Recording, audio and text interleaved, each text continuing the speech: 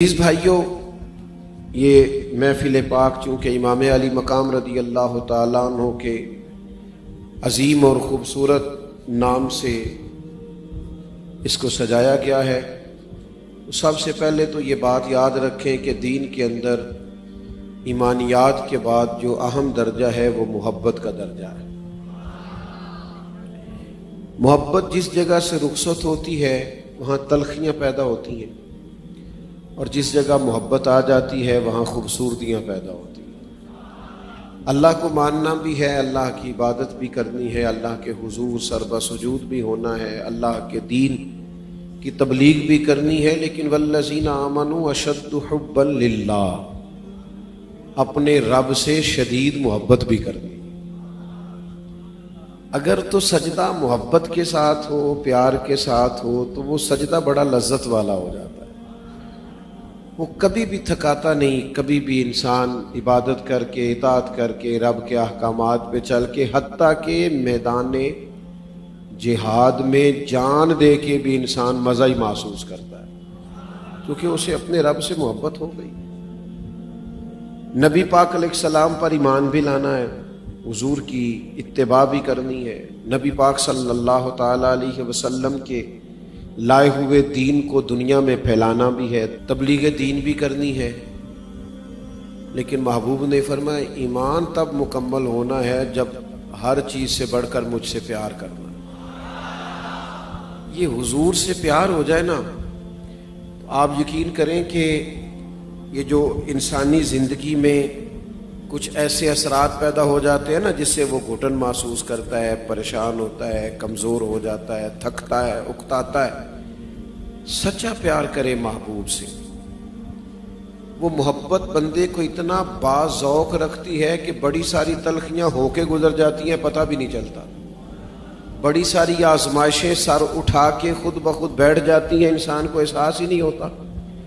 نبی کریم سے سچی محبت ہو گئی نا صحابہ کو، ہجرت بھی کرنی پڑی، گھر بھی چھوڑنے پڑے، کاروبار بھی چھوڑنے پڑے، میدان بھی سجانے پڑے، اپنوں کے جنازے بھی پڑھنے پڑے، لیکن وہ ایک خاتون تھی جس نے احد سے واپسی پر کہا تھا والد شہید ہو گئے تو کیا ہوا، بھائی ہو گئے تو کیا ہوا، شوہر چلے گئے تو کیا ہوا، محبت رسول نے ذوق اتنا دیا ہے کہ محبوب سلامت ہیں تو ہر چیز ہی ہمارے درمیان موجود ہے۔ میرا اور آپ کا مسئلہ یہ بن گیا ہے کہ ہم سمجھتے ہیں کہ محبت نعروں میں اور محفلوں میں اور جلووں میں اور سٹیٹس میں رہ گئی۔ محبت تو اس کو ہوتی ہے جو اکیلے میں بیٹھ کے کبھی رج کے درود شریف پڑھے۔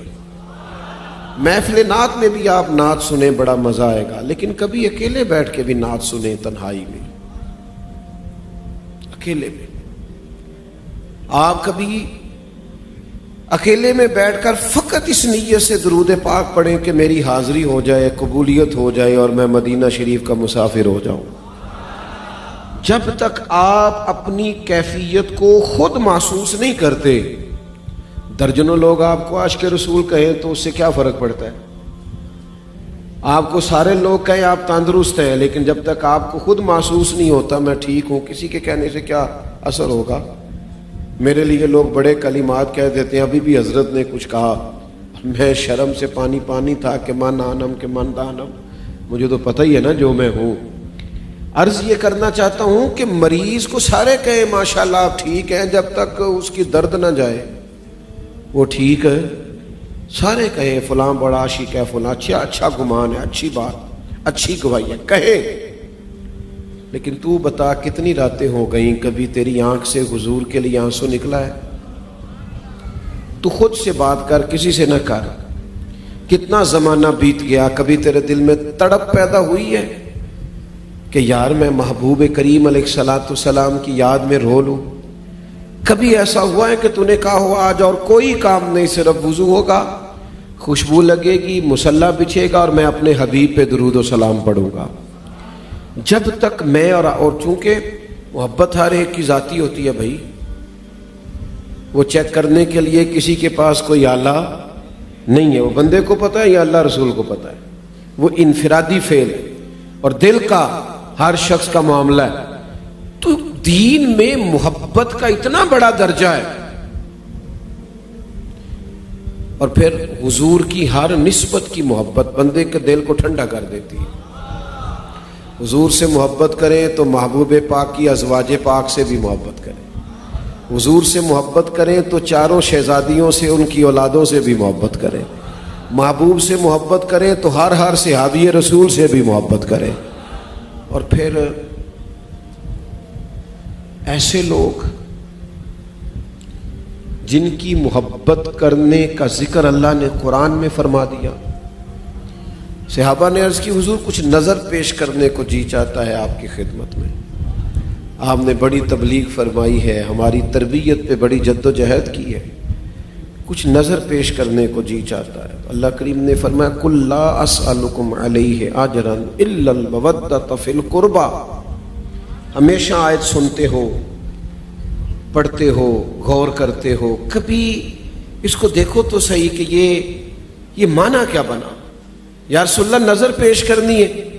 رب کریم نے فرمایا محبوب ان سے فرما دے میں تبلیغ دین پر تم سے کوئی اجر نہیں مانگتا، ہاں الا المودۃ فی القربى، میرے قریبیوں سے پیار کرتے رہنا۔ یار دیکھو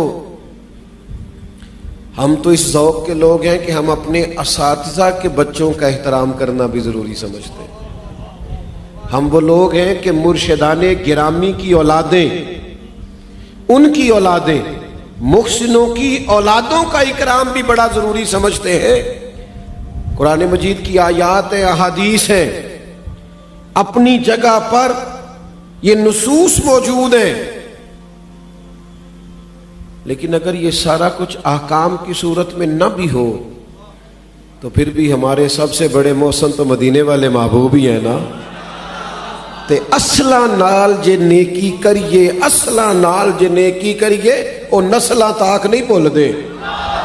ہاں بے اصلا نال نیکی کریے تے پھول کنڈیاں نال تول دے۔ بے اصلا نال جے نیکی کریے او نسلاں تاک۔ میں اپنے بچوں کو نا عید سے پہلے کبھی جاؤں نا اپنے اساتذہ کے پاس، بزرگوں کے گھروں میں ملنے کے لیے، زیارت کرنے کو، نظر تو بچوں کو لے کے جاتا ہوں۔ وہ بچے پوچھتے ہیں یہاں ہمیں کیوں لائے ہو؟ میں کہ پتر تمہیں پتہ لگے نا جنہاں دا ساڈے تے احسان ہے انہاں والا آنا جانا ہے، پتہ ہونا چاہیے کہ یہ اس گھر سے روٹی کھائی ہے، لنگر کھایا ہے، انہوں نے نیکی کی ہے۔ او میرے بھائی تو غور تو کر، حسنین کریمین، حضور کے شہزادے، نبی پاک کے نواسے، تو غور تو کر بھلا یہ بات کس کی ہو رہی ہے؟ کریم نے سامنے کھڑے کر کے شہزادوں کو کہا اے اللہ میں ان دونوں سے محبت کرتا ہوں، تو بھی ان سے محبت فرما۔ میرے مالک جو میرے حسنین سے محبت کرے تو ان سب سے بھی محبت فرما۔ اس دعا کی گہرائی میں اتر کبھی، تجھے اندازہ ہو کہ حسنین کی عظمت کیا ہے، تجھے سمجھ آئے۔ اور میرے امام کا فتویٰ تو یہ ہے کہ تیری نسل پاک میں ہے بچہ بچہ، ایک یہ کہ وہ بڑا ہو گیا، ایک یہ کہ وہ عالم فاضل ہو گیا، ایک یہ کہ وہ شیخ ہو گیا۔ فاضل بریلوی کہتے ہیں تیری نسل پاک میں ہے بچہ بچہ نور کا، کیوں؟ تو ہے عین نور، تیرا سب گھرانہ ہی نور کا۔ یہ حدود کو، قیود کو، باقی ساری چیزوں کو 100% مد نظر رکھیں، پر حضور کی اولاد اور اصحاب سے پیار ذرا رج کے کریں، ذرا صحیح کر کے کریں، ذرا ذوق سے۔ میں کہتا رہتا ہوں، ہر سال ہی بات بیان کرتا ہوں، چونکہ میرا بڑے سادے سے اور دیسی اور ایک دیہاتی ماحول سے تعلق ہے، فضا ذرا صاف ستھری ہوتی ہے۔ تو میری والدہ ابا جی بڑی عید کا موقع ہے تو چاول لائے، تو چاول جو لوگ خرید کے لاتے ہیں اکٹھے لینے، ان کو پتہ ہے کہ یہ چاول اچھے ہیں کہ پاس ہیں کہ فیل ہیں، یہ خواتین کرتی ہیں، تو وہ تھوڑے سے چاول 1-2 کلو پہلے لائے جاتے ہیں، لا کے خواتین کو دیے جاتے ہیں، پکا کے دیکھتی ہیں ٹھیک ہے کہ نہیں۔ آپ کی توجہ میری طرف ہوگی انشاءاللہ تعالی۔ تو وہ چاول لائے گئے، تو چاولوں کی بڑی تعریف ہوئی، کیا بات ہے، بڑے کمال ہے، اور ان کی تو پکائی بھی بڑی اچھی ہے، خوشبو بھی بڑی عمدہ ہے۔ ٹھیک ہے جی منگوا لیں۔ آ گئے چاول، تو ایک دو دفعہ پکے، پھر وہ پکے ہی نہیں، پھر اور پکنے لگ گئے تو ابا جی کہنے لگے وہ چاول تینوں لے آ کے دیتے سن، ایک باری پکائے نے۔ تو والدہ صاحبہ فرمانے لگی چاول بڑے اچھے تھے، رکھ دیے ہیں، 10 محرم کو حسین ابن علی کی نیاز پکائے۔ دل کرتا ہے ان کے اصالے ثواب کے لیے لنگر بھی وہ پیش کریں جو زیادہ اعلیٰ، جو زیادہ ستھرا، جو زیادہ پاکیزہ ہو۔ ہماری نسبتیں ہمیں مؤدب کر دیتی، یہ ہماری طبیعتوں میں پیار پیدا کر دیتی۔ تیرے دل کی گہرائی تو اپنے آپ سے سوال کر، پوچھ کہ حضور کی اولاد پاک کے بارے میں تیرے دل کے اندر محبت کتنی ہے۔ تو اس کی تحریر بھی کر بڑا اچھا ہے، تقریر بھی کر بڑا اچھا ہے، پر یہ تو اپنے آپ سے پوچھ، تو اپنے آپ سے سوال کر۔ کیوں؟ اس لیے کہ ان کی محبت ایمان ہے۔ صدر اللہ فاضل سید نعیم الدین صاحب مراد آبادی رحمۃ اللہ علیہ نے تفسیر خزائن العرفان میں لکھا ہے واجب ہے حضور کی اولاد سے محبت کرنا، ضروری ہے، واجب ہے۔ اپنی نسل کو سکھانا ہے ہم نے اولاد رسول کا احترام، ان سے محبت کرنی۔ اور اگر آپ ان کی محبت سکھانے میں کامیاب ہو گئے تو جن کو حسنین سے پیار ہوگا انشاءاللہ انہیں نماز سے بھی ہوگا، جنہیں حسنین سے پیار ہوگا انہیں قرآن پاک سے بھی ہوگا، جنہیں حسنین سے پیار ہوگا، ذمہ داری سے کہہ رہا ہوں، جذباتی باتیں کرنے کا عادی نہیں ہوں، جنہیں حسنین سے پیار ہوگا انہیں حق سے پیار ہوگا، حق سے محبت ہوگی، حق سے ڈٹنا ہے۔ جنہیں حسنین سے محبت ہوگی انہیں زندگی میں استقامت نصیب ہوگی، کھڑا رہنا ہے، ڈٹ جانا ہے۔ طوفان تو آتے رہتے ہیں لیکن ان طوفانوں کے سامنے پل باندھنا آئے گا۔ جنہیں حسنین کریمین سے محبت ہوگی تو اپنے دل کو حاضر کریں، پیار کریں۔ دوسرا پہلو یہ ہے، کسی شخص سے بھی جب بندہ پیار کرتا ہے نا تو اس جیسا بنتا ہے۔ 2 4 5 دوست ایک جیسی ٹوپیاں پہن لیں، کپڑے پہن لیں تو لوگ آپ سے پوچھیں گے بھائی ہیں آپ؟ وہ وجود ملنے، لباس ملنے سے کئی دفعہ چہرے بھی لگتا ہے ملنے لگ گئے، لوگ پوچھنے لگتے ہیں آپ بھائی ہیں؟ تو وہ بھائی ہیں نا جی۔ آپ جس سے محبت کرتے ہیں جب اس جیسا بنتے ہیں تو محسوس ہوتا ہے اس کا اس سے کوئی رشتہ ہے۔ نبی پاک صلی اللہ تعالی علیہ وآلہ وسلم کی اولاد پاک کے جو کمالات ہیں ان میں پہلا کمال یہ ہے کہ اس گھرانے سے جو چیز سب سے زیادہ سیکھنے کو ملی ہے وہ صبر ہے۔ اور میرے ملک کو جس چیز کی سب سے زیادہ ضرورت ہے وہ بھی صبر ہے۔ صبر ہی تو نہیں ہے، حوصلہ ہی تو نہیں ہے، بردباری ہی تو نہیں ہے۔ صبر پہلا درس ہے اہل بیت نبوت کا۔ کم و بیش 100 کے قریب آیات ہیں قرآن مجید میں جو صبر کا سبق دیتی ہیں۔ علماء نے لکھا ہے کہ 500 کے قریب احادیث و آثار ہیں جو صبر کا درس دیتے ہیں۔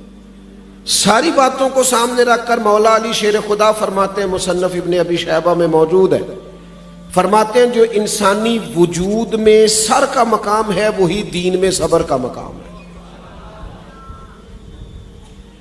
صبر اگر آپ کے اچھا صبر کسی بزدلی کا نام نہیں، صبر تو خوش تدبیری کا نام ہے۔ صبر میں تو لوگ ڈوب کے مر جاتے ہیں۔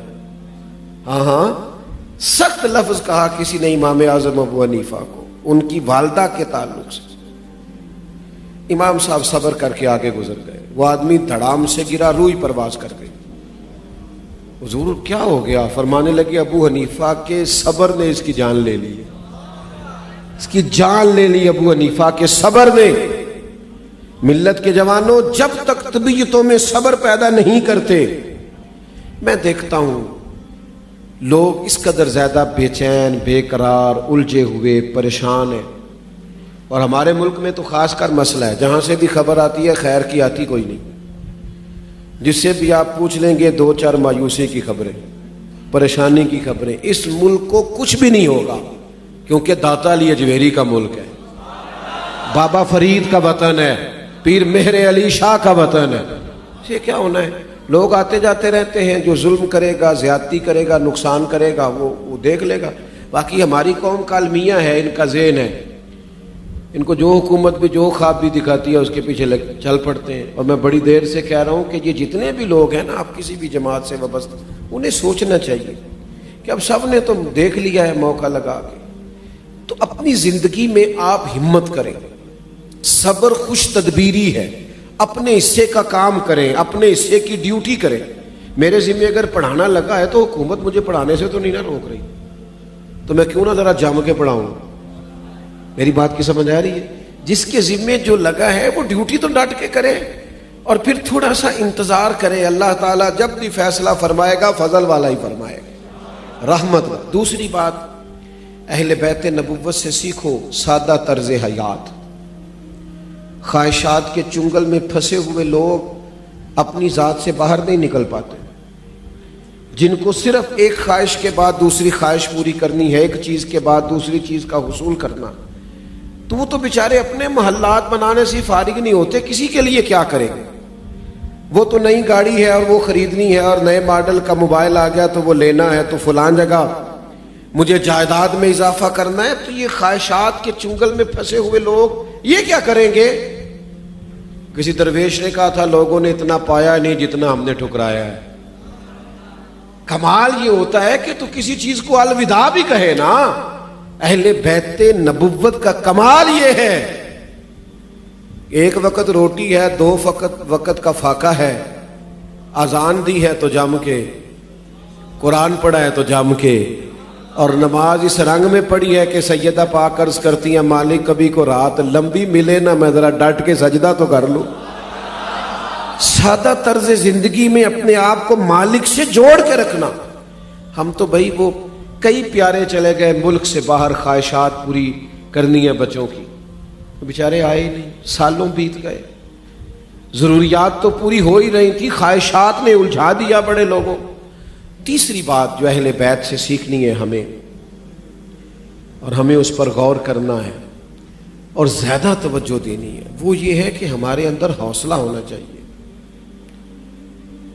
حق کے ساتھ کھڑے ہونے کا، باطل کو باطل کہنے کا۔ آج نا ہمارا سب سے بڑا مسئلہ یہ ہے کہ ہم کسی کو ناراض نہیں کرنا چاہتے۔ اچھا مشورہ بھی ہو رہا ہو نا، اچھا مشورہ، ایک جگہ پہ میرے محبت والے دوستوں میں نا کسی دوست کے آپریشن کا مسئلہ تھا، تو اب کچھ کہہ رہے کرا لیں، کچھ کہہ رہے نہیں کرا لیں، تو میں نے کہا ڈاکٹرز کا آپ مشورہ لیں، چلو ہو گیا مشورہ۔ ایک صاحب ان میں سے کہنے لگے جی میں بھی انہیں یہی کہنا چاہتا ہوں کہ کرا لیں، بہتر یہی ہے، پر بعد میں بات نہ میرے اوپر آ جائے۔ یہ جو مصیبت ہے نا کہ میرا نام نہ لگ جائے، یہ اتنی بڑی مصیبت ہے، گھروں میں بھی، قبیلوں میں بھی، برادریوں میں بھی، اداروں میں بھی۔ کہیں کسی طریقے سے میرے اوپر کوئی الزام، کوئی مجھے برا نہ کہہ دے، گڈ بک میں رہنا ہے، سارے لوگ کہے میں بڑا اچھا آدمی ہوں پھر میں خوش ہوں۔ تو یہ سوچ اگر صحابہ میں ہوتی، حضرت صدیق اکبر میں ہوتی معاذ اللہ، تو پھر تو وہ کہتے اگر میں نے کلمہ پڑھ لیا سب سے پہلے تو ساری دنیا تو باتیں کرتی ہے۔ ہر ایک کی گڈ بک میں نکلنے کا دور تھا، وہ سب گڈ بک سے باہر آ جاتے، تانوں کے سامنے آ جاتے تھے۔ پھر وہ انتظار کرتے پہلے سارا مکہ پڑھے گا پھر میں پڑھوں گا، لیکن سب سے پہلا نمبر حضرت صدیق نے اس طرح لیا تھا کہ ضمیر کی آنکھیں جب کھلی ہیں تو پھر انہوں نے برادری، قبیلہ اور لوگوں کو نہیں دیکھا، پھر رسول اللہ کی رضا کیا ہے اس کو دیکھا ہے، اللہ کا حکم کیا ہے اس کو دیکھا ہے۔ بس کوئی برا نہ کہو بھائی، کوئی کہہ بھی لے تو ولا یخافون لومۃ لائم ذالک فضل اللہ یؤتیہ من یشاء، اللہ کہتا ہے میرے بندے نہیں پرواہ کرتے اگر کوئی ان کی ملامت بھی کرے، یہ ان پر اللہ کا فضل ہے۔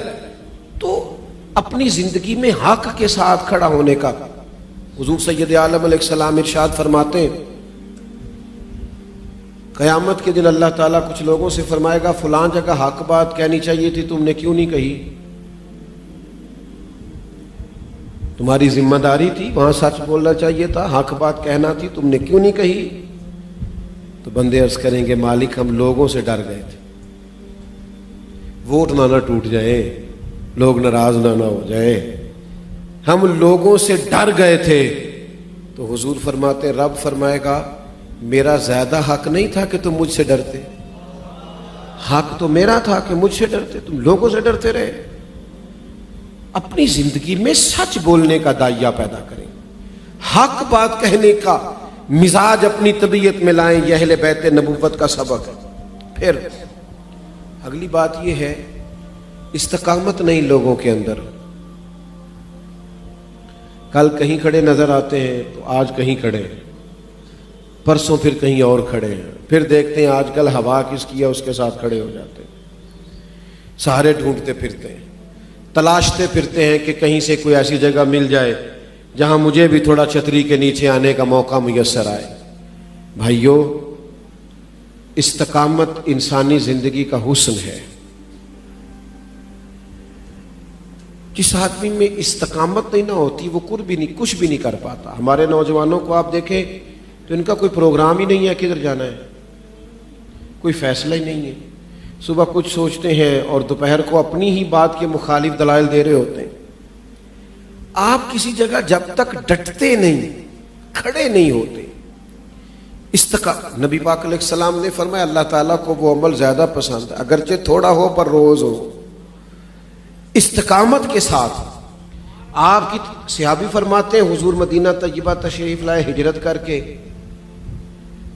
میں زیارت کرنے گیا تو میں نے محبوب کو مسکراتے دیکھا.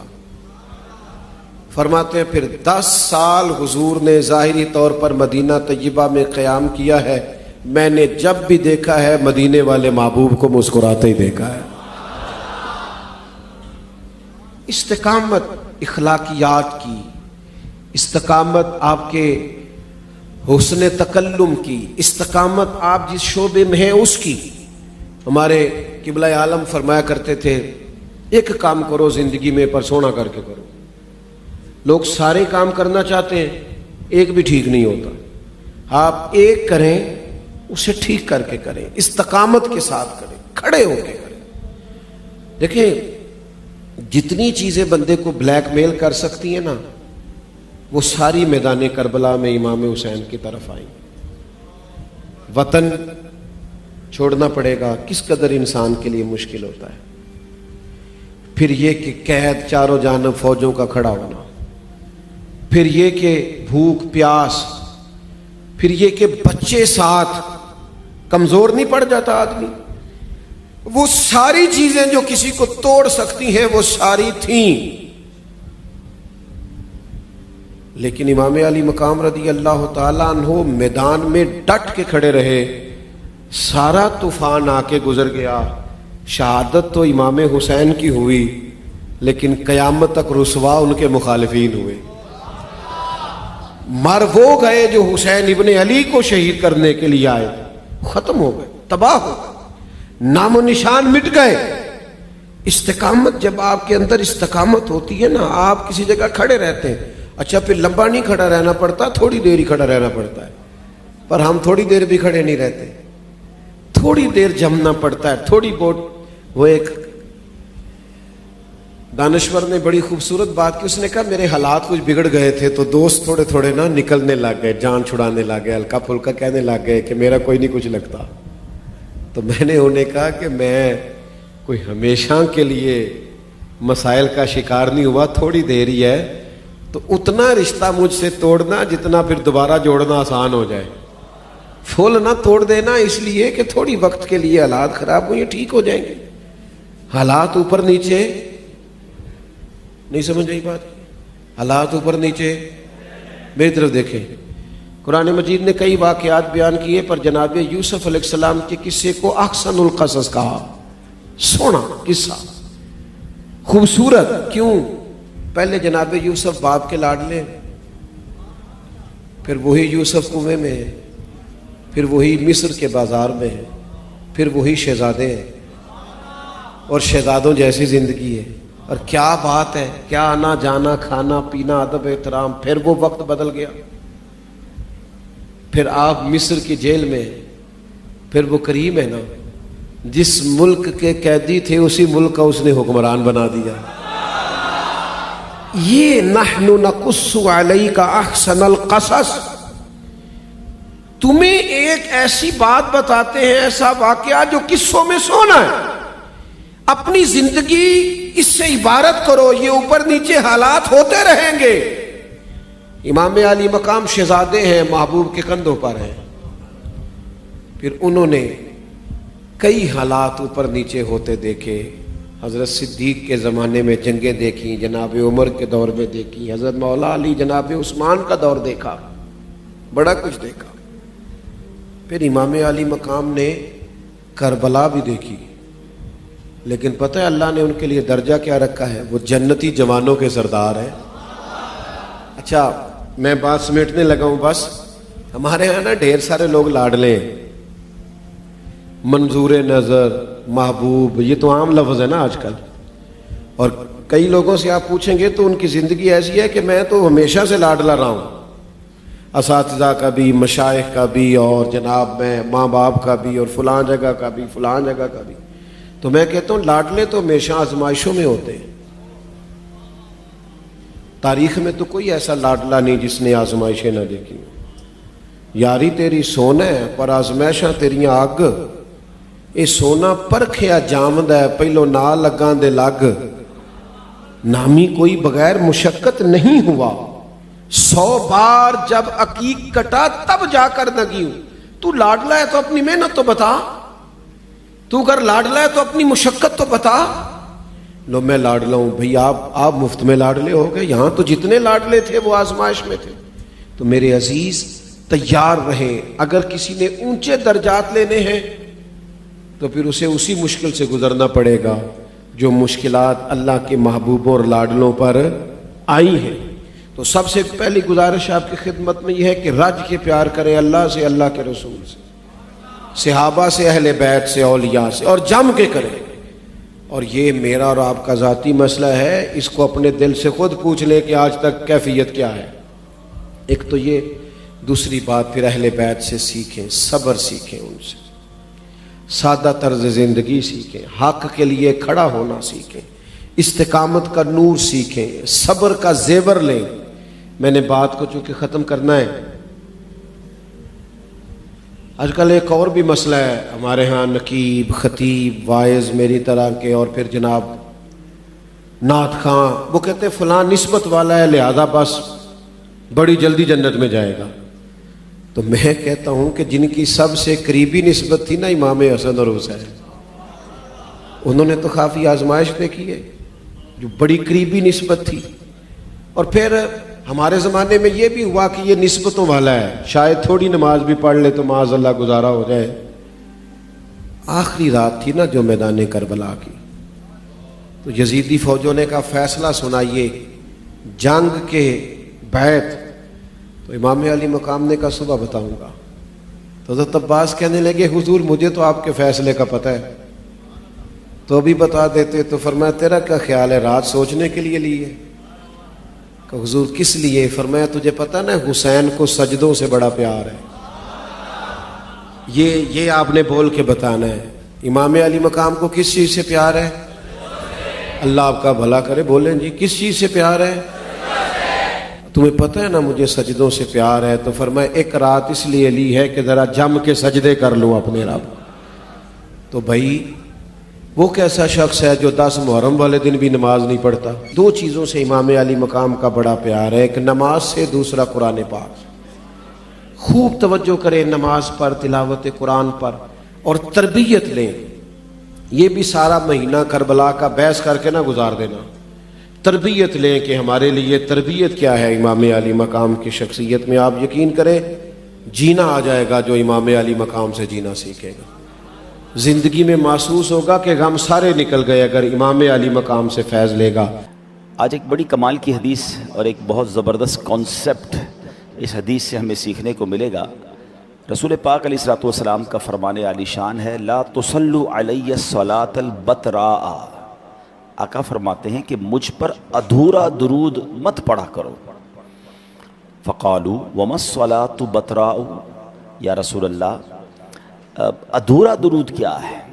ارشاد فرمایا قال تقولون اللہم صل علی محمد وَتُمْسِكُونَ بَلْ قُولُوا اللَّهُمَّ صَلِّ عَلَى مُحَمَّدٍ وَعَلَى آلِ محمد۔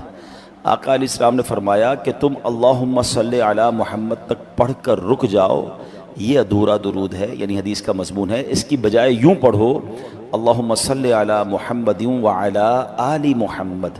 سبحان اللہ، یعنی نبی پاک علیہ الصلوۃ والسلام کی آل پر، سبحان اللہ، آپ کے اصحاب پر یہ درود پڑھنا بہت بڑی سعادت کی بات ہے۔ علماء کرام فرماتے ہیں آل و اصحاب پر درود بھیجنا بارگاہ رسالت میں قبولیت کا وسیلہ ہے، اور رسول اکرم نور مجسم صلی اللہ علیہ وسلم کے حضور درود و سلام عرض کرنا بارگاہ الہی میں قبولیت کا وسیلہ ہے۔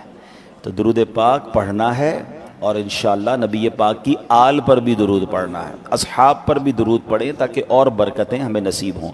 ہاں، ایک شرعی مسئلہ یاد رکھیے گا کہ فرشتوں اور نبیوں کے علاوہ کسی پر بھی مستقل درود پڑھنا جائز نہیں، ٹھیک ہے؟ فتاوی رضویہ میں ہے کہ اہل بیت اطہار، صحابہ کرام، اولیاء کرام وغیرہ پر اگر درود بھیجنا ہو تو اس کا طریقہ یہ ہے کہ پہلے نبی پاک علیہ السلام پر درود بھیجیں، پھر آپ علیہ السلام کے تابع رکھ کر چاہے اہل بیت یا صحابہ یا اولیاء وغیرہ سب کا ذکر کر سکتے ہیں۔ مثلا اللہم صلی علی محمد وعلی آلہ واصحابہ واولیاء ملتہ اجمعین، یعنی پہلے درود نبی پاک پر بھیجنا ہے، اس کے تابع رکھ کر، جیسے ہم نے بیان سے پہلے ہم کیا ہمیشہ درود پاک پڑھتے ہیں، الصلاۃ والسلام علیک یا رسول اللہ، نبی پاک پر درود بھیجا، وعلی آلک واصحابک یا حبیب اللہ، تو کیا ہوا؟ پیارے آقا پر بھی درود ہو گیا، آپ کی آل پر بھی درود ہو گیا، آپ کے اصحاب پر بھی درود ہو گیا۔ تو ہمیشہ اپنی زندگی میں یہ عادت بنائیں کہ نبی پاک کی آل کا ذکر بار بار ہوتا رہے، صحابہ کرام کا ذکر ہوتا رہے۔ سبحان اللہ، شاعر کہتے ہیں نا، یا نبی تم پہ بار بار سلام، بے عدد اور بے شمار سلام، عزت اہل بیت پر صلوات، ہدیہ روح چار یار سلام، صلو علی الحبیب صلی اللہ تعالی علی محمد صلی اللہ علیہ وسلم۔ اسلامی سال کا پہلا مہینہ ہمارے درمیان ہے، اور آج اسلامی سال کا پہلا جمعہ بھی ہم ادا کر رہے ہیں۔ نیا سال ہے، پہلا جمعہ ہے، قبولیت کی گھڑیاں ہیں۔ ہم اللہ سے دعا کرتے ہیں کہ مولا یہ والا سال ہم سب کے لیے رحمت والا، برکت والا اور عافیت والا سال بنا دے۔ اے اللہ، اس سال بلکہ اگلی ساری زندگی میں ہماری کوئی نماز قضا نہ ہو، ہماری پریشانیاں دور ہو جائیں، ہماری بیماریاں دور ہو جائیں، یہ سال ہمارے لیے مکے مدینے والا سال بنا دے۔ اے اللہ، یہ سال عزتوں میں اضافے کا سال بنا دے۔ تو خوب دعائیں کیجئے، بڑا برکت والا دن ہے، سال کا پہلا جمعہ ہے، اور آج انشاءاللہ ہم جو قرآن پاک کی آیت سنیں گے، ہر جمعے کو ہی ہم قرآن پاک کی ایک یا دو آیتیں سنتے ہیں اور اس کے تحت الحمدللہ کچھ سمجھنے کی اور سیکھنے کی کوشش کرتے ہیں۔ اللہ کریم قرآن مجید میں ارشاد فرماتا ہے، قُل لَا أَسْأَلُكُمْ عَلَيْهِ أَجْرًا إِلَّا الْمَوَدَّةَ فِي الْقُرْبَى قُل لَا أَسْأَلُكُمْ عَلَيْهِ أَجْرًا إِلَّا الْمَوَدَّةَ فِي الْقُرْبَى وَمَن يَقْتَرِفْ حَسَنَةً نَزِدْ لَهُ فِيهَا حُسْنًا ان اللہ غفور شکور۔ پارہ 25 ہے، سورہ شورا ہے، اور آیت نمبر 23 نمبر آیت ہے۔ ترجمہ، آسان ترجمہ قرآن کنز العرفان، تم فرماؤ میں اس پر تم سے کوئی معاوضہ طلب نہیں کرتا مگر قرابت کی محبت، اور جو نیک کام کرے ہم اس کے لیے اس میں اور خوبی بڑھا دیں گے، بے شک اللہ بخشنے والا قدر فرمانے والا ہے۔ سبحان اللہ۔ تو اب یہ آیت ہمیں کیا درس دے رہی ہے؟ محرم الحرام پہلے یاد رہے، جیسے میں نے عرض کیا کہ اسلامی سال کا پہلا مہینہ ہے، اور اس مقدس مہینے کو شہر اللہ، اللہ پاک کا مہینہ بھی کہتے ہیں، یہ بھی یاد رکھیے گا، اور اس کا یہ نام حدیث پاک میں ارشاد ہوا۔ چنانچہ ایک مرتبہ ایک شخص بارگاہ رسالت صلی اللہ علیہ وسلم میں حاضر ہوا، عرض کیا، یا رسول اللہ صلی اللہ تعالی علیہ وسلم، رمضان کے علاوہ میں کس مہینے میں روزے رکھوں؟ فرمایا، اگر رمضان کے فرض روزوں کے علاوہ نفل روزے رکھنا چاہتے ہو تو محرم الحرام میں رکھو کہ یہ اللہ پاک کا مہینہ ہے۔ یعنی یہ مہینہ یہ اللہ کا مہینہ ہے۔ حضرت ابو عثمان نہدی رحمۃ اللہ تعالی علیہ فرماتے ہیں صحابہ کرام 3 عشروں کی بڑی تعظیم کرتے تھے۔ عشرہ کہتے ہیں 10 کو، 10 دنوں کی جو عشرہ ہوتا ہے اس میں 3 عشروں کی صحابہ کرام بڑی تعظیم کرتے تھے۔ نمبر 1 ماہ رمضان کا آخری عشرہ جو ہم ماشاءاللہ لوگ اعتکاف بھی کرتے ہیں، جس میں لیلۃ القدر بھی ہے۔ نمبر 2 ذوالحجہ کا جو پہلی سے 10 ذوالحجہ، اور نمبر 3 محرم الحرام کا پہلا عشرہ، یعنی جو پہلے 10 دن ہیں محرم الحرام کے، اس کا صحابہ کرام بڑا ادب کیا کرتے، بڑی تعظیم کرتے۔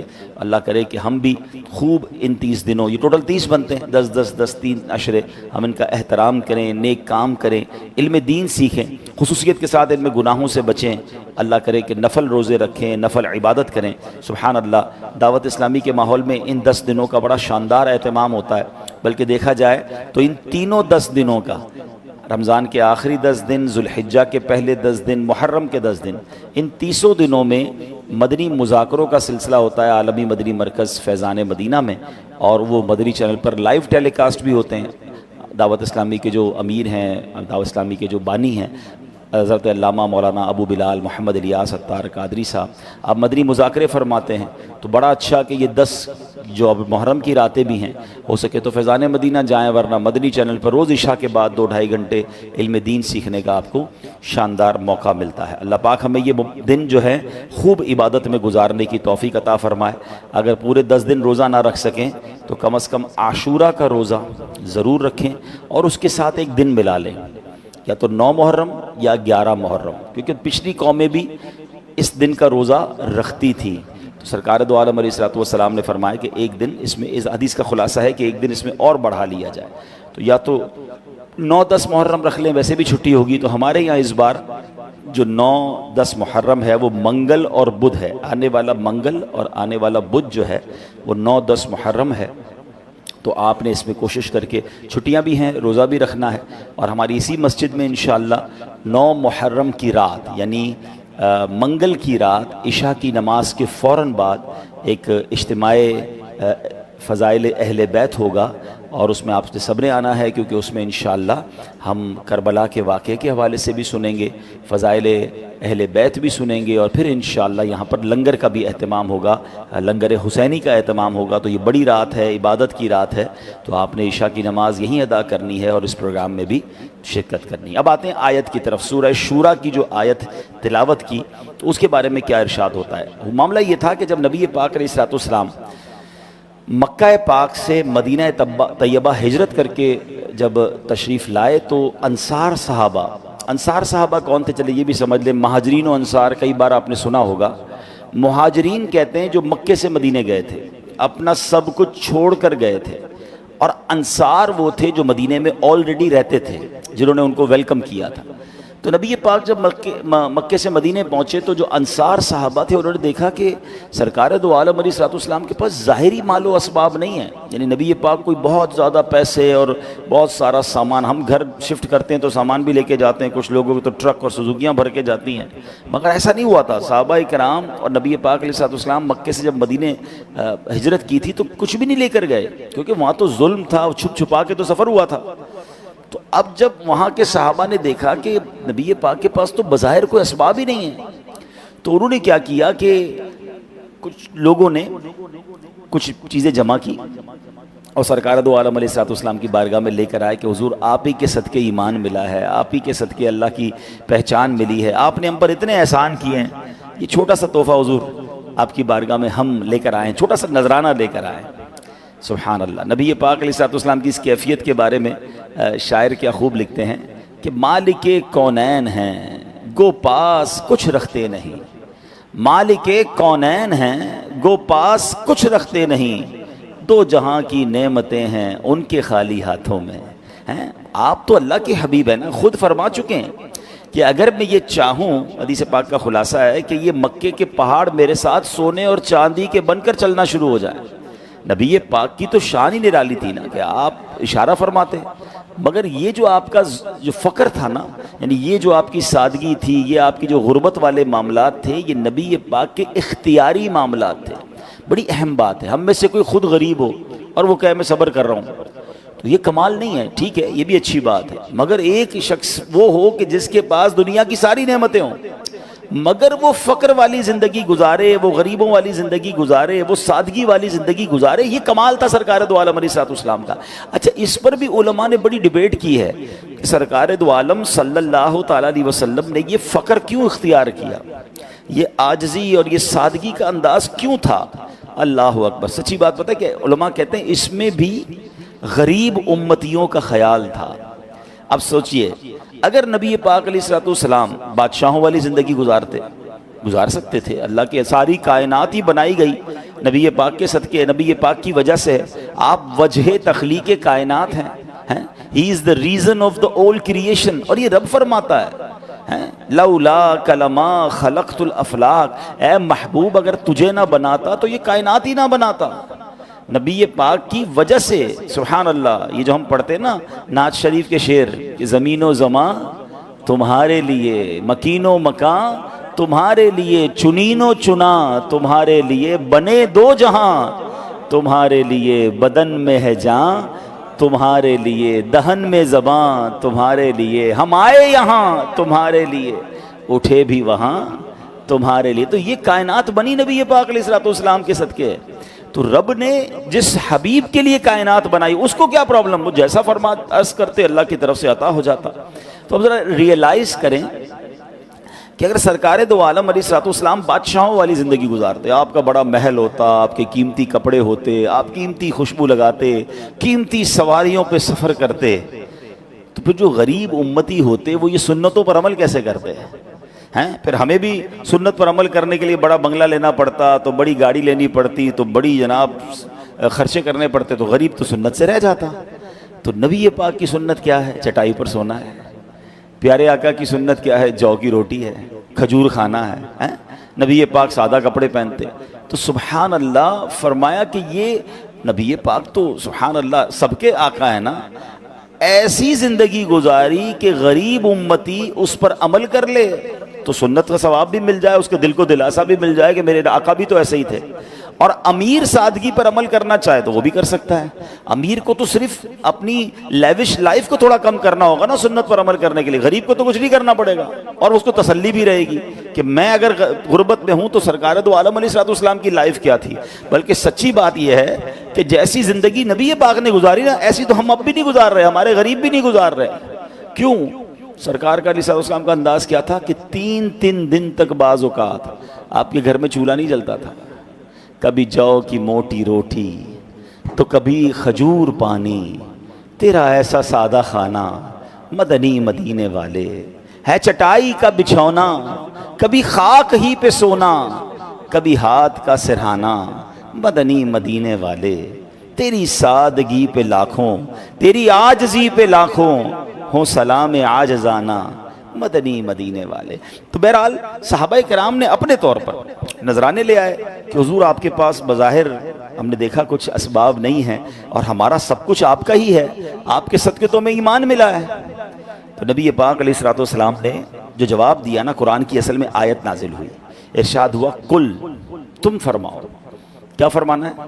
لا اسألکم علیہ اجرا، میں اس پر تم سے کوئی معاوضہ طلب نہیں کرتا، یعنی میں نے تمہیں دین سکھایا، کلمہ پڑھایا، جہالت کے اندھیروں سے نکال کر اسلام کا نور عطا کیا، تمہیں گمراہی کے گھڑے سے نکال کر ہدایتوں کا چراغ بنا دیا، اب بھی دن رات تمہیں دین سکھاتا ہوں۔ اے میرے صحابہ، اس پر میں تم سے کوئی بدلہ نہیں چاہتا، نہ مجھے مال کی حاجت ہے، نہ مجھے محلات اور دنیاوی عیش و آرام کی چاہت ہے، میں رب کا محبوب ہوں، جنت کا مالک ہوں، مجھے اس دنیا سے کیا غرض ہے؟ نبی پاک کو کس چیز کی ضرورت تھی؟ کیا صحابہ سے کہا مجھے کچھ نہیں چاہیے، مگر آگے کیا فرمایا؟ الا المودۃ فی القربى، مگر قرابت کی محبت، یعنی میں تم سے اجرت کچھ نہیں چاہتا، ہاں ایک بات ہے جو تبلیغ و ہدایت کی اجرت نہیں، مگر تم پر لازم ہے کہ میرے قرابت داروں سے محبت رکھو، یعنی اب میری آل سے محبت رکھو، یہ تم پر لازم ہے۔ پھر آگے فرمایا، قرآن کہتا ہے وَمَن يَقْتَرِفْ حَسَنَةً نَزِدْ لَهُ فِيهَا حُسْنًا ان اللہ غفور شکور، اور جو نیک کام کرے ہم اس کے لیے اس میں اور خوبی بڑھا دیں گے، بے شک اللہ بخشنے والا قدر فرمانے والا ہے۔ آیت کریمہ کے اس حصے کی ایک تفسیر علماء کرام نے یہ فرمائی کہ جو بندہ نیکی کرے، کون سی نیکی؟ نبی پاک علیہ الصلوۃ والسلام کے قرابت داروں سے محبت کی نیکی، یعنی جو اہل بیت سے محبت کرے اللہ پاک اسے مزید نیکیوں کی توفیق نصیب فرمائے گا۔ بے شک اللہ بخشنے والا قدر فرمانے والا ہے۔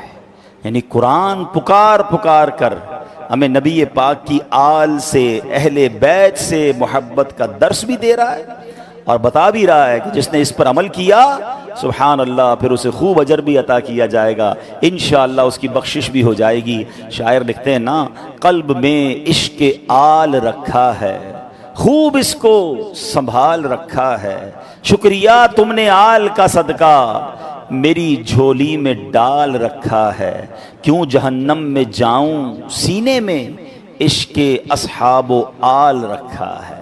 تو اے میرے پیارے اسلامی بھائیوں، نبی پاک علیہ الصلوۃ والسلام کے قرابت داروں، آپ کے اہل بیت، آپ کی آل اولاد، آپ کی ازواج مطہرات، یعنی ہم سب مسلمانوں کی پاک ماؤں سے محبت و عقیدت کا حکم ہمیں قرآن دے رہا ہے۔ اس آیت کریمہ میں ہمیں دو چیزیں بڑی اہم سیکھنی ہیں۔ پہلی بات تو یہ سیکھنے کو ملتی ہے کہ سرکار عالی وقار مکی مدنی تاجدار صلی اللہ تعالی علیہ وسلم کی نسبت بہت کمال کی دولت ہے۔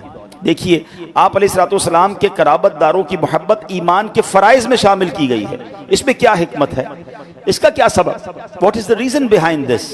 تو سمجھیے گا، صرف یہ نہیں کہ انہیں رسولوں کے سردار نبی پاک علیہ الصلوۃ والسلام سے نسبت اور تعلق حاصل ہے، ایک ہی بات ہے نا، کیا ہے کہ انہیں پیارے آقا علیہ الصلوۃ والسلام سے چونکہ نسبت حاصل ہے تو سبحان اللہ ان سے محبت جو ہے، ان کا ادب جو ہے، یہ ہمارے اب ایمان کا تقاضا بن گیا ہے۔ اور نسبت سرکار کیا ہے سنیے گا، ایک بار سرکار دو عالم علیہ الصلوۃ والسلام کی پھوپھی جان حضرت صفیہ رضی اللہ تعالیٰ عنہ، ان کو کسی نے کہہ دیا کہ اے صفیہ، اللہ پاک کی بارگاہ میں آپ کو نبی پاک علیہ الصلوۃ والسلام کی رشتہ داری کوئی فائدہ نہ دے گی۔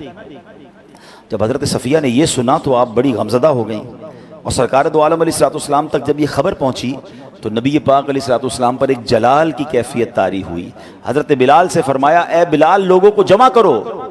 نبی پاک علیہ الصلوۃ والسلام کے حکم پر مدینے کے لوگوں کو جمع کیا گیا۔ سرکار دو عالم علیہ الصلوۃ والسلام ممبر پر تشریف فرما ہوئے اور اللہ پاک کی حمد و ثنا بیان کی اور فرمایا کیا حال ہے ان لوگوں کا جو یہ گمان کرتے ہیں کہ میری رشتہ داری فائدہ نہیں دے گی۔ قیامت کے دن ہر سبب و نسب یعنی نسبی اور سسرالی رشتہ ٹوٹ جائے گا، مگر میرا سبب اور نسب کہ وہ دنیا اور آخرت میں جڑا ہوا ہے، یعنی قیامت کے دن سارے رشتے ختم ہو جائیں گے، مگر نبی پاک سے جو رشتہ ہے، جو آپ کی آل، آپ کے قرابت داروں کا رشتہ ہے، وہ قیامت کے دن بھی باقی رہے گا۔ علامہ سید ابن عابدین شامی رحمۃ اللہ تعالی علیہ فرماتے ہیں تقریباً انہی الفاظ کی حدیث کئی سندوں سے مروی ہے، اس کے علاوہ بہت ساری احادیث ہیں جن سے ثابت ہوتا ہے کہ نبی پاک علیہ الصلوۃ والسلام کا جو نسب پاک آپ کی اولاد کو ضرور نفع پہنچائے گا، یہ دنیا سے اچھے حال میں رخصت ہوں گے، آخرت میں نجات پائیں گے۔ بے شک آپ علیہ الصلوۃ والسلام کی اولاد اطہار دنیا اور آخرت میں بڑی سعادت مند ہے۔ سبحان اللہ، ذرا غور کیجئے کہ یہ کیسا رشتہ ہے کہ جب مرد اور عورت کا انتقال ہو جائے تو مرد کے لیے اب غیر ہو جاتی ہے، اب اس سے کوئی تعلق نہیں رہتا ہے، رشتے ختم ہو جاتے ہیں، باپ بیٹا بھی قیامت کے دن ایک دوسرے کو نہیں پہچانیں گے، مگر سبحان اللہ قربان جائیے اہل بیت کی شان پر کہ ان کا پاکیزہ نسب وہ مبارک اور مضبوط رسی ہے جس نے کبھی نہیں ٹوٹنا ہے۔ یہ نسب دنیا میں بھی قائم ہے، قبر میں بھی قائم ہوگا، حشر میں، میزان پر، پول صراط پر، ہر جگہ انشاءاللہ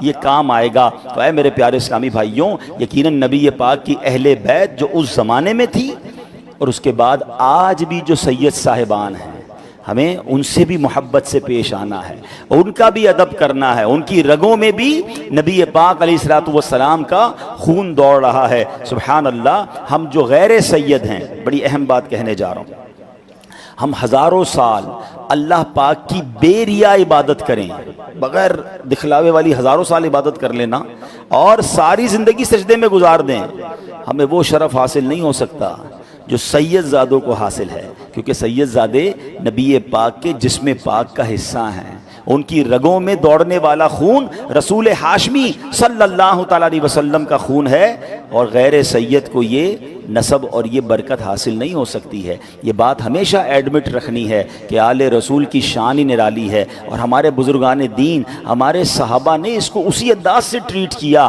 اپنے دور میں جس طرح وہ آل رسول سے پیار کرتے تھے۔ یہ ہم سب کے لیے درس ہے۔ بریلی کے تاجدار امام عشق و محبت اعلیٰ حضرت نے صرف زبانی نہیں کہا، آپ نے تو کئی مواقع پر پروف کیا۔ کیا خوبصورت شعر ہے کہ تیری نسل پاک میں ہے بچہ بچہ نور کا، تیری نسل پاک میں ہے بچہ بچہ نور کا، تیری نسل پاک میں ہے بچہ بچہ نور کا، تو ہے عین نور تیرا سب گھرانہ نور کا۔ تو یہ بات ہمیں ذہن میں رکھنی ہے۔ اب ایک اور بات ہم نے سمجھنی ہے کہ سید زادے ان کے جو ڈفرنس ہے نا، ہو سکتا ہے ابھی بھی کسی کے ذہن میں نہ آتا ہو کہ یار یہ کیسے ہو سکتا ہے کہ ہم نمازی بھی ہوں، ہم عبادت گزار بھی ہوں، ہم سید زادے پھر بھی ہم سے افضل ہیں۔ سنیے، سید زادے اللہ معاف کرے اگر کوئی نمازی بھی نہیں ہے، ٹھیک ہے، عبادت نہیں کر رہے، لیکن انہیں زکوٰۃ دینا پھر بھی حرام ہے۔ بے شک بے نمازی سید ہو، ایسا ہونا نہیں چاہیے۔ سید زادوں کو تو ہم سے زیادہ عبادت کرنی چاہیے کہ آپ کو تو وہ شرف حاصل ہے کہ آپ تو آل رسول ہیں، آپ تو رول ماڈل ہونے چاہیے ہم سب کے لیے۔ لیکن میں سمجھانے کے لیے عرض کر رہا ہوں کہ اگر کوئی سید زادہ بے نمازی ہے تو انہیں زکوٰۃ دینا حرام ہے۔ کیوں؟ اس لیے کہ زکوٰۃ مال کا میل ہے، اور سید زادے حضور علیہ الصلوۃ والسلام کی اولاد ہونے کے سبب پاک ہیں، لہٰذا انہیں مال کا میل نہیں دیا جا سکتا۔ اللہ پاک نے سیدہ فاطمہ رضی اللہ تعالیٰ عنہا کی اولاد پر جہنم حرام فرما دی ہے۔ قیامت کے دن سب سے پہلے ان کی شفاعت کی جائے گی۔ یہ پاک لوگ اہل زمین کے لیے امان ہیں۔ یاد رکھیے گا، جب تک آل رسول سید زادے اس زمین پر موجود ہیں قیامت نہیں آئے گی، کیونکہ قیامت بدترین لوگوں پر آئے گی، اور سادات کرام یہ پاک ترین لوگ ہیں۔ علامہ محمود آلوسی رحمۃ اللہ تعالی علیہ نے بہت پیاری بات لکھی۔ آپ فرماتے ہیں ہم عام لوگ جو سید نہیں ہیں، جو بھی نیک کام کریں تو ضروری نہیں کہ اللہ کی بارگاہ میں قبول ہوں کہ نہیں، ہو سکتا ہے رد بھی کیے جائیں، مگر اہل بیت کی شان یہ ہے، یہ سید زادوں کی خصوصیت ہے، یہ جو بھی نیک کام کریں، نماز پڑھیں، روزے رکھیں، صدقہ و خیرات کریں، ان کے یہ نیک اعمال رد نہیں ہوتے، رب کے حضور قبول ہی قبول ہوتے ہیں۔ یہ سب چیزوں کی وجہ کیا ہے کہ وہ نسبت ہے جو رسول پاک علیہ الصلوۃ والسلام سے انہیں حاصل ہے۔ قرآن میں کیا کہا رب نے؟ الا المودۃ فی القربى ومن یقترف حسنۃ نزد لہ فیہا حسنا، مگر قرابت کی محبت اور جو نیک کام کرے ہم اس کے لیے اس میں اور خوبی بڑھا دیں گے۔ یہ بھی نسبت محبوب کا فیضان ہے۔ اہل بیت کی محبت ضروری ہے۔ سادات کرام کا ادب و احترام ہم پر فرض ہے۔ اور کیوں فرض ہے؟ صرف اس لیے کہ ہمارے آقا علیہ الصلوۃ والسلام کی یہ آل اولاد ہیں۔ اب ذرا سوچئے گا، علامہ یوسف بن اسماعیل نبہانی رحمۃ اللہ تعالی علیہ نے اپنی کتاب میں ایک بڑا کمال کا واقعہ لکھا کہ ایک بڑا امیر شخص تھا، وہ سادات کرام کی بڑی عزت کرتا تھا۔ جب بھی کوئی سید زادہ آ جاتا اس کو اپنی محفل میں سب سے اچھی، سب سے اونچی نشست پر بٹھاتا تھا۔ ایک بار ایسی محفل جاری تھی تو ایک بہت ہی پڑھا لکھا اس زمانے کا، یوں سمجھیے کہ ڈگری ہولڈر بندہ آ گیا، آج کا کوئی پروفیسر سمجھ لیں، تو انہوں نے اس کو بھی بڑی اچھی سی جگہ پر بٹھایا، مگر سید زادے کی سیٹ سب سے اچھی، سب سے اونچی تھی۔ تو اب کیا ہوا کہ وہ جو شخص تھا اس کے دل میں خیال آیا کہ یہ صرف سید ہی تو ہیں، اتنے پڑھے لکھے تو نہیں جتنا میں پڑھا لکھا ہوں، تو ہماری سیٹ بڑی ہونی چاہیے تھی، ہمیں زیادہ عزت دینی چاہیے تھی۔ اس نے زبان سے اس کا اظہار بھی کر دیا۔ تو اس جو شخصیت تھی جس کے گھر پہ محفل تھی، امیر و کبیر جو آدمی تھا، اس نے کچھ بھی نہیں کہا۔ جب تھوڑا سا محفل ختم ہو گئی تو اس نے امیر شخص کو کہا کہ آپ کا بیٹا کیا کرتا ہے؟ کہا میرا بیٹا بھی پڑھتا ہے۔ اچھا کون سی کلاس میں؟ بتایا فلاں کلاس میں۔ تو کہا ایسا کرے نا کہ اس کو اتنا پڑھا دیں کہ وہ بھی سید بن جائے، ہیں وہ بھی آل رسول بن جائے۔ تو کہہ رہا یہ کیسے ہو سکتا ہے؟ یہ تو اللہ کی طرف سے ہوتا ہے، ہمارے ہاتھ میں تھوڑی کہ ہم کسی ڈگری کے ذریعے سید بن جائیں۔ تو فرمایا یہی میں بتانا چاہ رہا تھا کہ آپ پڑھے لکھے ضرور ہوں گے، مگر آل رسول جو ہوتا ہے نا وہ اللہ ہی کی طرف سے ہوتا ہے، اور اس کا مرتبہ یہ قدرتی طور پہ اس کو عطا ہوا ہے. تو سبحان اللہ، یہ کسی کتابیں پڑھنے یا عبادتیں کرنے سے نہیں ملتا، یہ اللہ جسے چاہے نواز دیتا ہے. تو اس لیے ہم آل رسول کو کبھی بھی کسی اور کیٹیگری سے کمپیئر نہیں کر سکتے. تو بہرحال میرے پیارے اسلامی بھائیوں، یہ بات ہمیں سمجھ آ رہی ہے جو ہم نے قرآن کی آیت سے آج سیکھا کہ آل رسول سے محبت، اور یقیناً اس میں سب سے پہلے تو نبی پاک کے جو گھر والے ہیں، جو پنجتن پاک ہیں. نبی پنجتن پاک کیا کہتے ہیں؟ 5 پاک تن. وہ کون ہیں؟ سرکار دو عالم علیہ السلام، حضرت مولا علی شیر خدا، بی بی فاطمہ خاتون جنت، امام حسن اور امام حسین رضوان اللہ تعالیٰ علیہ مجمعین. ان کی تو کیا شان ہے، یہ نبی پاک کے بہت سب سے کلوز جس کو آپ کہیے، اور یقیناً اس میں ازواج مطہرات بھی ہیں اور دیگر سرکار علیہ الصلوۃ والسلام کے گھر والے بھی ہیں. مگر ان 5 کے بارے میں سیدی اعلیٰ حضرت امام اہل سنت نے امام حسن، امام حسین اور بی بی فاطمہ کے بارے میں کیا خوبصورت شعر لکھا کہ آپ کہتے ہیں کیا بات رضا اس چمنستان کرم کی ہیں، اے رضا اس کرم والے باغ کی کیا شان ہے. اچھا باغ بھی کیوں فرمایا کہ آپ کو پتہ ہے نبی پاک امام حسن اور حسین کے بارے میں کیا فرماتے تھے کہ حسن و حسین میرے 2 پھول ہیں. نبی پاک انہیں باقاعدہ پھولوں کی طرح سونگا بھی کرتے تھے، اسمیل کیا کرتے تھے. اور فاطمہ، بی بی فاطمہ رضی اللہ تعالیٰ عنہ کو کیا کہا جاتا ہے؟ فاطمہ الزہرا. زہرا کسے کہتے ہیں؟ کلی کو. تو بی بی فاطمہ کیا ہو گئیں؟ کلی ہو گئیں. حسن حسین کیا ہو گئے؟ پھول ہو گئے. تو یہ تو پورا باغ ہے، اور یہ باغ بھی کرم والا باغ ہے. تو اعلیٰ حضرت کہتے ہیں کیا بات رضا اس چمنستان کرم کی، زہرا ہے کلی جس میں حسین اور حسن پھول. تو یہ ایسا خوبصورت باغ ہے، اور اللہ ہمیں مرتے دم تک آل رسول اہل بیت اطہار کی سچی محبت نصیب فرمائے. سرکار دو عالم علیہ الصلوۃ والسلام ارشاد فرماتے ہیں لا یؤمن عبد حتی اکون احب الیہ من نفسہ. کوئی بندہ اس وقت تک مومن نہیں ہو سکتا جب تک میں اس کو اس کی جان سے زیادہ پیارا نہ ہو جاؤں. وتکون عطرتی احب الیہ من عطرتی، اور میری اولاد اس کو اپنی اولاد سے پیاری نہ ہو. وذاتی احب الیہ من ذاتہ، اور میری ذات اسے اپنی ذات سے بڑھ کر محبوب نہ ہو. ویکون اہلی احب الیہ من اہلہ، اور میرے اہل بیت اسے اپنے گھر والوں سے بڑھ کر پیارے اور محبوب نہ ہوں. یعنی میرے اور آپ کے کامل مومن ہونے کی دلیل کیا ہے کہ میری ذات سے بڑھ کر، میرے تمام لوگوں سے بڑھ کر، میری جان سے بڑھ کر مجھے نبی پاک سے محبت ہو، اپنی اولاد سے زیادہ نبی پاک کی اولاد سے پیار ہو، اپنی ذات سے بڑھ کر سرکار کی ذات سے محبت ہو، اور فرمایا اپنے گھر والوں سے بڑھ کر نبی پاک کے گھر والوں سے محبت ہو. یہ میرے اور آپ کے ایمان کا تقاضا ہے. یقیناً نبی پاک سے محبت کرنی ہے تو سب سے بڑھ کر کرنی ہے. تو ہمیں سرکار علیہ الصلوۃ والسلام کی آل اور آپ کے اہل بیت سے دل و جان سے محبت کرنی ہے. ایک اور روایت میں ہے جو اللہ پاک سے محبت کرتا ہے، اب ذرا ترتیب سنیے گا، جو اللہ پاک سے محبت کرتا ہے وہ قرآن سے محبت کرتا ہے. جو قرآن سے محبت کرتا ہے نبی پاک فرماتے ہیں وہ مجھ سے محبت کرتا ہے. جو مجھ سے محبت رکھتا ہے وہ میرے اصحاب اور قرابت داروں سے محبت رکھتا ہے. اس کا مطلب یہ ہوا کہ صحابہ اور اہل بیت سے پیار کرنا یہ رسول پاک سے پیار کرنا ہے. رسول پاک سے پیار کرنا یہ قرآن سے پیار کرنا ہے، اور جو قرآن سے پیار کرتا ہے وہ اللہ سے پیار کرتا ہے. تو ہمیں قرآن کو بھی تھامنا ہے، سنت کو بھی تھامنا ہے، اور اصحاب و اہل بیت سے بھی پیار کرنا ہے. ایک بڑی آج کل کے زمانے میں ایک عجب سا فینومینا چل پڑا ہے کہ کچھ لوگ صرف صحابہ کی بات کرتے ہیں، اہل بیت کی بات نہیں کرتے. کچھ لوگ صرف اہل بیت کی بات کرتے ہیں، صحابہ کی بات نہیں کرتے. ایسا نہیں ہونا چاہیے. یہ دونوں ہماری آنکھیں ہیں، ہاں یہ ہمارے سر کے تاج ہیں، یہ نبی پاک کے ساتھ ہی ہیں. ہم کیسے کہ ان کے بارے میں کوئی مائنس بات اپنے ذہن میں لا سکتے ہیں؟ ٹھیک ہے، پہلے 2 حدیثیں سنیے گا. سرکار دو عالم علیہ الصلوۃ والسلام اپنے صحابہ کے بارے میں کیا کہتے ہیں؟ اصحابی کالنجوم فبأیہم اقتدیتم اہتدیتم. میرے صحابہ ستاروں کی مانند ہیں، ان میں سے جن کی بھی اقتدا کرو گے ہدایت پا جاؤ گے. They are like stars. ٹھیک ہے. اور اپنی اہل بیت کے بارے میں کیا فرماتے ہیں؟ حدیث پاک کا مضمون ہے کہ میری اہل بیت امت کے لیے کشتی نوح کی مانند ہے. جو اس کشتی میں سوار ہوگا اس کا بیڑا پار ہو جائے گا، وہ کنارے لگ جائے گا. اب سبحان اللہ غور کیجئے، صحابہ کیا ہیں؟ ستارے ہیں، اور اہل بیت کیا ہے؟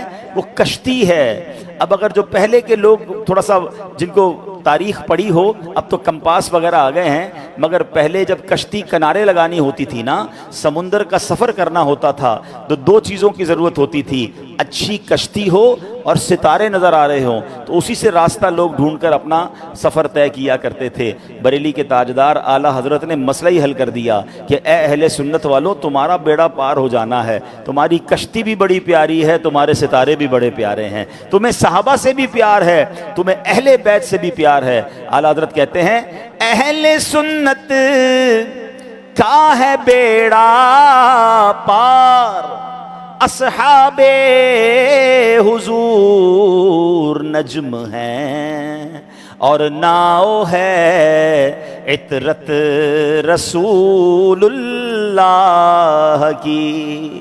اصحاب حضور نجم ہیں، ستارے ہیں، اور ناؤ ہے عطرت رسول اللہ کی۔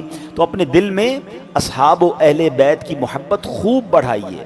اچھا، اب یہ تو یقیناً نبی پاک کے گھرانے سے تو ہمیں محبت ہے، ہماری جو امہات المومنین ہیں وہ ہماری مومنین کی مائیں ہیں، ہمیں ان سے بہت ادب کے ساتھ ان کی عزت و احترام کرنا ہے۔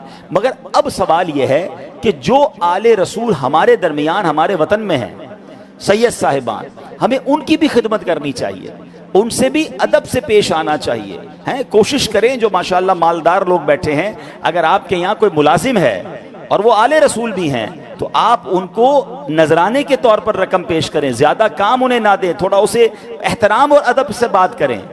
ہمیں نہیں پتا کہ اس کا مرتبہ کیا ہے، اور ایسا ہوا سیدی اعلیٰ حضرت امام اہل سنت کے بارے میں آتا ہے، اتنے بڑے مفتی ہیں کہ ایک بار آپ بچوں کو سبق پڑھا رہے تھے، سبق پڑھاتے پڑھاتے کھڑے ہو جاتے ادب سے، پھر بیٹھتے، پھر کھڑے ہو جاتے، پھر بیٹھتے، پھر کھڑے ہو جاتے۔ تو کسی نے کہا تھا تب کیوں کھڑے ہو جاتے ہیں؟ کہ برابر محلے میں ایک سید زادہ ہے، کھیلتے کھیلتے وہ میرے سامنے آ جاتا ہے تو میں ادب میں کھڑا ہو جاتا ہوں۔ وقت کے امام ہیں اور بچہ ہے سید زادہ، مگر اس کے ادب میں کھڑے ہو رہے ہیں۔ آج ہمیں پتہ ہی نہیں کہ ہمارے ساتھ کون سید ہے، اور جس طرح چاہے اس کو الٹا سیدھا بول دیتے ہیں۔ نہیں، اعلیٰ حضرت امام اہل سنت کے ایک اور انداز یہ تھا کہ جب بھی کسی کو تقسیم کرتے، مثال کے طور پہ ہم لنگر تقسیم کر رہے ہیں، مٹھائی تقسیم کر رہے ہیں، اور کوئی سید آ جائے تو اس کو ڈبل پیش کرتے کہ آپ آل رسول ہیں، آپ کو 2 دیں گے۔ یہ ادب کرنے کا ایک انداز ہے۔ سبحان اللہ، وہ واقعہ تو کتنا نرالا ہے، وقت کم ہے، میں تفصیل سے تو نہیں سنا سکوں گا، مگر کئی لوگوں نے سنا ہوگا کہ اس زمانے میں جب 100 سال پرانی بات ہے تو گاڑیاں نہیں ہوتی تھی اتنی زیادہ، تو علماء کرام کو بلانے کے لیے ڈولیاں بھیجی جاتی تھی ہیں۔ تو اعلیٰ حضرت کو بھی ایک بیان میں لے جانا تھا تو ڈولی بھیجی گئی، کاندھے پر 4 مزدور اسے اٹھایا کرتے تھے۔ اعلیٰ حضرت جب ڈولی میں بیٹھتے ہیں تو سبحان اللہ، عشق رسول کا عالم یہ تھا کہ آپ نے کہا ڈولی کو روکو، مجھے نبی پاک کی خوشبو آ رہی ہے۔ تو پتہ چلا، کہا کیوں؟ فرمایا چاروں میں سے کوئی ایک سید ضرور ہوگا۔ کیسا عشق رسول تھا کہ نبی پاک کی آل کی خوشبو آ جاتی تھی۔ ایک غریب مزدور آگے آیا، کہتا حضور میں ہی سید ہوں، کیا مجھ سے غلطی ہو گئی ہے؟ فرمایا غلطی تم سے نہیں، احمد رضا سے ہو گئی ہے۔ بتاؤ تم نے کیوں ڈولی اٹھائی، مجھے کیوں کاندھے پر بٹھایا؟ نبی پاک کو میں قیامت کے دن کیا جواب دوں گا؟ پیارے آقا نے اگر مجھ سے پوچھ لیا کہ احمد رضا میری آل کے کاندھے اس لیے تھے کہ تم اس پر سواری کرتے، اللہ اکبر۔ وہ غریب سید زادہ کہتا ہے حضور غلطی آپ کی نہیں میری ہے، مجھے مزدوری چاہیے تھی اس لیے میں آ گیا۔ اعلیٰ حضرت فرماتے نہیں سید زادے، اب احمد رضا کا دل جب تک چین نہیں پائے گا جب تک تم ڈولی میں نہیں بیٹھو گے اور احمد رضا کاندھا نہیں دے گا۔ اس زمانے کے لوگوں نے دیکھا کہ کروڑوں رضویوں کے پیشوا، وقت کے امام بریلی کے روڈ پر مزدور شہزادے سید زادے کو ڈولی میں بٹھاتے ہیں اور آپ کاندھا دیتے ہیں۔ ایسے ہی زبانی نہیں کہتے تھے کہ کروں تیرے نام پہ جاں فدا، نہ بس ایک جاں 2 جہاں فدا، 2 جہاں سے بھی نہیں جی بھرا، کروں کیا کروڑوں جہاں نہیں۔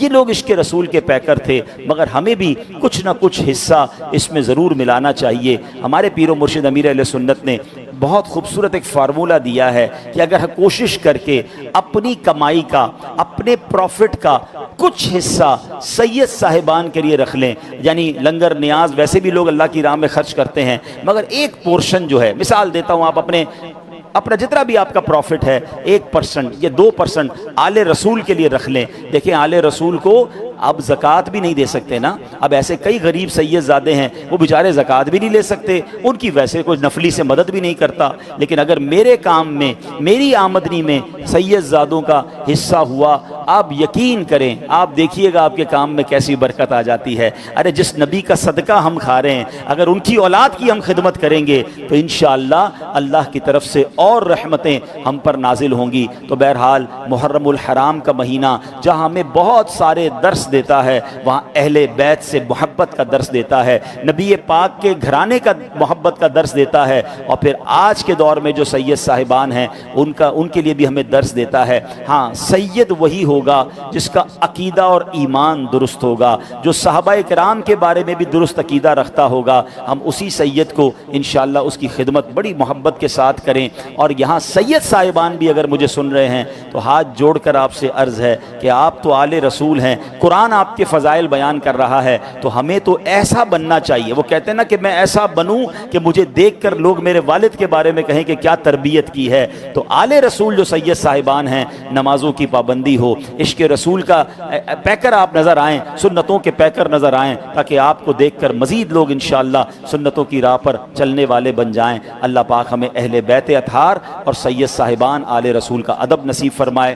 ایک بار پھر میں اعلان کر دوں کہ منگل اور بدھ 9-10 محرم ہے, اور یہ 2 دن ہو سکے تو روزہ رکھیں, ورنہ 10 اور 11 روزہ رکھیں, اس کے بڑے فضائل ہیں. اور منگل کی رات کو انشاءاللہ شب عاشور ہے, یہاں پر عشاء کی نماز 9:15 بجے عشاء ہے, 9:10 پر عشاء آپ یہیں ادا کریں.